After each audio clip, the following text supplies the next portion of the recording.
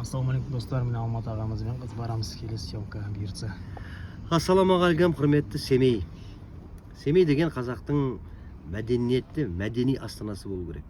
Өйткені ол Абайдың туған жері, Шәкәрімнің туған жері, ұлы мен ұлағаттылардың жүрген жерлері. Қалай айтсам енді, Семей деген қаймағы бұзылмаған қазақи жердің бірі.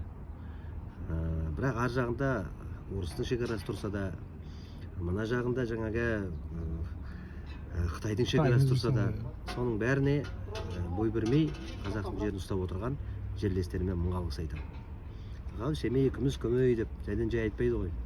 Сондықтан да Семейдің дәстүрі, қазақи дәстүрі бұзылмасын. Ана Саржалдың қымызы азаймасын.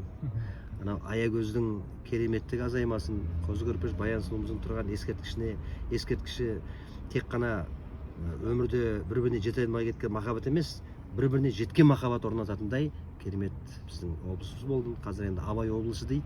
Қандай керемет ат. Абай облысы көркейіп жатыр ғой. Абай облысы деген атты көтеріп жүру, ол үлкен еңбек. Сондықтан да сіздерге ел аман, жұрт тыныш болсын деп бойларында күш қуат, дендеріне саулық болсын. Семей жаса. Әмин, айтқаныңыз келсін.